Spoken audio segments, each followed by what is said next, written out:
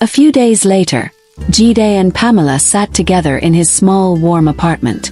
The air felt different that night, like something big was about to happen. Jide looked at Pamela with soft eyes, making her feel seen, like she wasn't invisible anymore. "I'm ready, Jide," Pamela said quietly, leaning forward. "I'm ready to tell you about my past, about my life." She paused for a moment before continuing. "I think I can trust you now. You feel like a friend, someone I can talk to. I've carried this for so long, and maybe telling you will help. In the short time I've known you, it feels like I've known you forever. You're different. You're like family now." Jide's eyes softened even more as he gently stroked her hair. "I'm listening, dear," he said kindly. Pamela hesitated, but then something inside her broke open. She took a deep breath and began to speak. At first, her voice was shaky, but soon the words started to flow, bringing back the painful memories. She told him how she became an orphan, how her parents died when she was still young. She shared her dream of becoming a nurse, a dream that disappeared when she had to drop out of school due to so many challenges. Tears filled her eyes as she spoke about living with her auntie, and the terrible pain of losing her virginity to her auntie's husband. He would get drunk every night and abuse her, leaving her feeling broken. Her voice trembled as she said, "I'm used to it now. It's the only thing I know. At least I get paid." Pamela explained how she ran away, only to end up in the hands of men who treated her like a tool for money, like a sex machine. She ran away again, and that's how she found herself in a brothel. Before she could finish, tears streamed down her face. Jide, feeling heartbroken for her, gently pulled her into a hug. "You don't have to live like this anymore, Pamela," he whispered, his voice thick with emotion. "I see so much in you. You're kind, smart, and strong. You can still be the nurse you always dreamed of. I can help you, pay for your training, support you in any way. Doesn't matter how long it takes. You don't need this life. Please think about it. I'll always be here for you." Pamela cried harder, her tears soaking into Jide's shirt. She felt overwhelmed, torn between the life she had known for so long and the hope Jide was offering. With a soft, shaky voice, she said, "I don't know if I can leave this life, Jide. I'm so used to it now. It's not just about the money anymore. It feels like this is my life. Can't just walk away from it. Please try to understand." Jide pulled back slightly and looked into her tear-streaked face. "I understand, Pamela. I know it's hard, but you're stronger than you think. You've been through so much, and yet you're still here. I'm always here to help you, okay?" That night, as Pamela lay in her small, dimly lit room, she couldn't stop thinking about Jide's words. Could she really leave this life behind? Jide was kind, gentle, and everything she had never experienced with a man before. He would make a wonderful husband, she thought, wondering why anyone would let him go. But then her thoughts turned back to herself. Could she stop using her body for money? It had been so long since she had thought about her childhood dreams, about becoming a nurse. That dream felt distant, like a tiny light at the end of a very long, dark tunnel. Her dream of being a nurse had died when her parents died. But Jide's words lingered. "Maybe it's possible," she whispered to herself. "Let's see how it goes." Pamela felt a cold hand touch her shoulder, and she quickly shook out of her deep thoughts. She shivered a little. Then her roommate's voice came, sounding sharp and impatient. "Pam!" she called out, using the name everyone knew her by. "Get dressed. I've been calling you for so long. What are you thinking about? Madam Kate has a job for us. She wants her 2 best girls for some work in town, and we don't have much time. They'll be here in an hour." Pamela blinked, her mind slowly clearing. "Okay," she muttered, standing up and starting to get her clothes together. "Listen, Pam," her roommate went on, excitement shining in her eyes. "These guys are important people. They just got to town and they're paying a lot. That's why Madam Kate chose us, the top girls. This is going to be huge. Let's go, girl." She clapped her hands, smiling wide. "We could make double this time. I'm so excited." Pamela nodded, but her mind still felt far away, like something was off. She quickly dressed, following the same routine as always, but something about today made her stomach twist in knots. They finished getting ready and stepped out to meet the address with excitement. Yet, in Pamela's heart, something felt different, something she couldn't shake off. They arrived at a big mansion with tall gates that looked scary and cold. Bodyguards in dark suits stood by, watching closely as they walked in. Pamela's heart began to beat faster with every step she took. Something didn't feel right, but her friend Cece was full of excitement. A strong, muscular man led them inside the beautiful mansion. Inside, they were shown to a fancy sitting room. The air smelled like expensive leather and fresh flowers.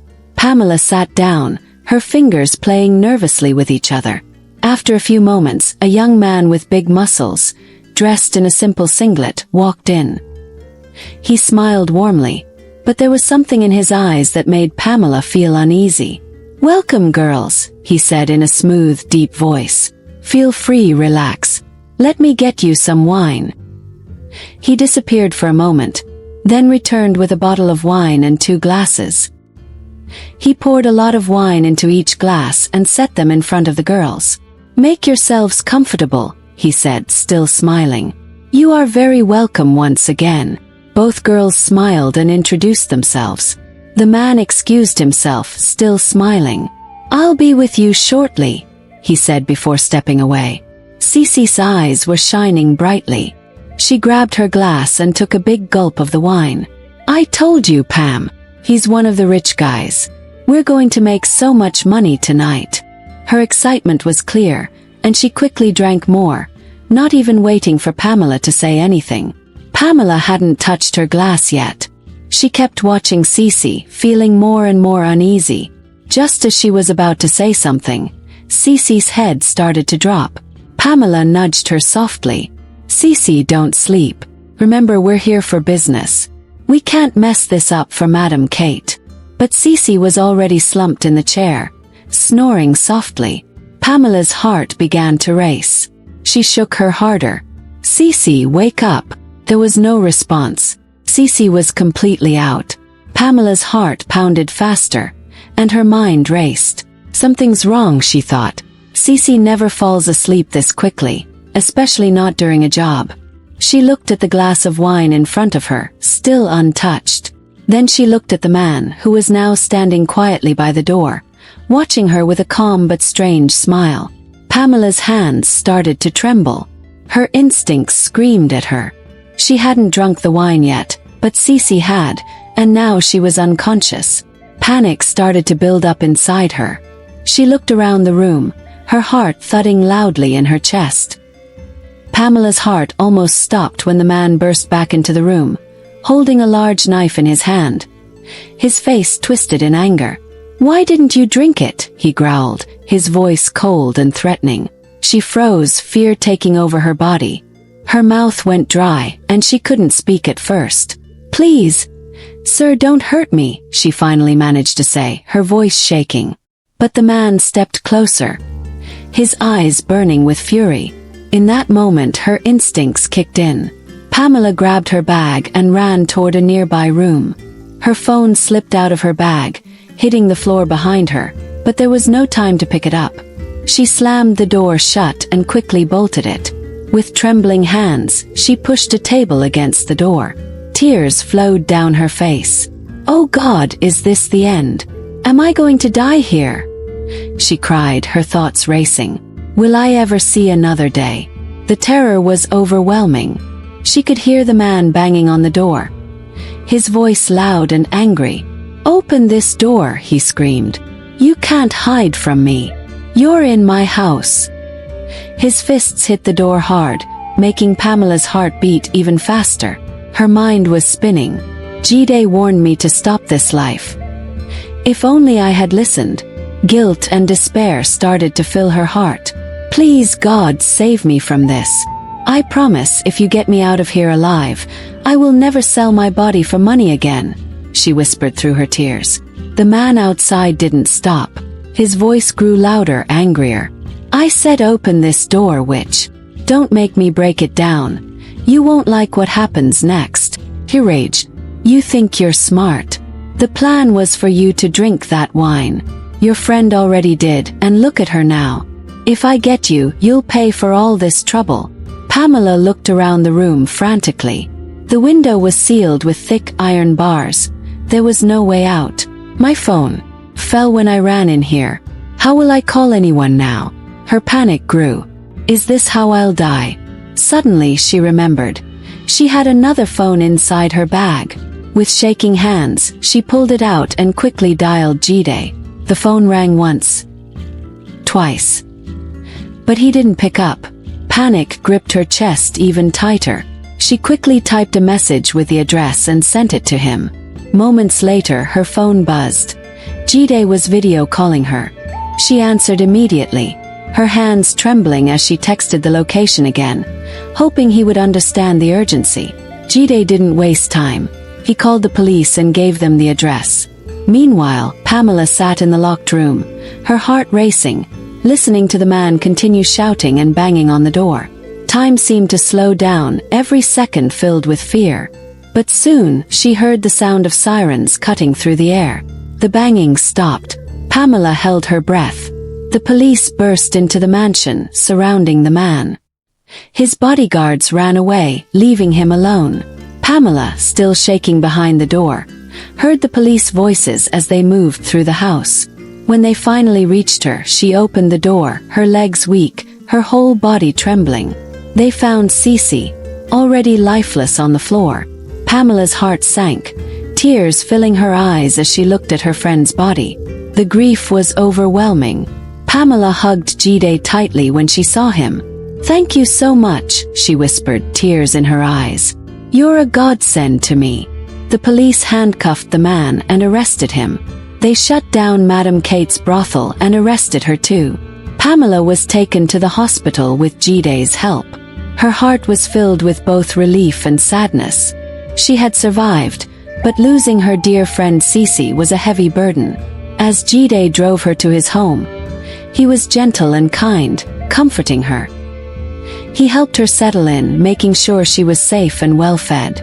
Pamela rested in his cozy home, and Jide checked on her often, calling and visiting to make sure she was okay.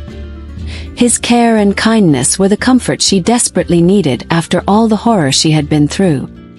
One evening, as Pamela started to feel stronger, she looked at Jide with a serious expression. "Jide," she said softly, "I want to go back to school." Jide's face lit up with a warm smile. "It's never too late, my dear," he said, his voice full of hope and support. With Jide by her side, always encouraging her, Pamela enrolled in school and began working toward her dream of becoming a nurse. The road was tough, but she was determined to make it.